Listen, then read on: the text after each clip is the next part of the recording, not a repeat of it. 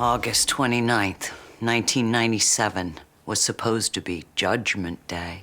My son and I stopped that. Saved 3 billion people. Where's your son now?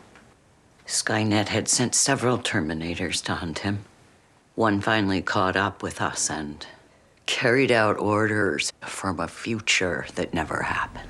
Pretty much everybody in the writer's room thought that the idea of John Connor had been explored quite thoroughly, which is an opportunity because for me, it was always about Sarah. You know, John was just a kid with some potential, but I was more interested in the mother fighting for her child than I was in what the potential of the child could be. But in order to make way for this new future, you kind of have to be done with John. So what's the most dramatic and powerful way you can do that? It led inevitably to us clearing the board in that first scene, and it's pretty traumatic, and I think it really slaps the audience in the face and says, wake up, there's something new about to happen.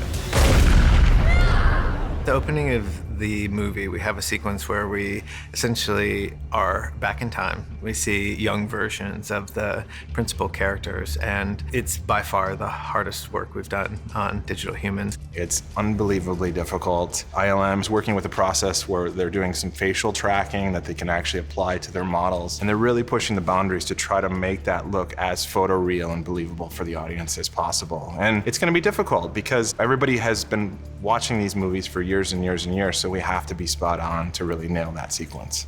We started off the process building our digital models and really just referencing the ages from Terminator 2. And that was great because we could actually take many shots from that film, line up our models, and just make sure that they matched. And that was a long and tedious process. We cast actors to play their bodies because we need bodies on set to perform, to light, to interact with each other physically and let the director direct. We typically will have our stars there if we can. So in this case, if we have Linda Hamilton, who's got her younger self, she was there to help us with coaching the body actor that'll play her body essentially. Face replacement and body replacement. That is like a whole new world for me. They had a body double who doubled my body from 1991. And I got to sort of go, yeah, she looks right, she looks good.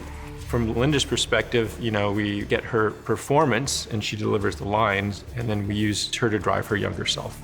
We're so attuned just from an evolutionary standpoint to really identify anything that looks kind of unnatural.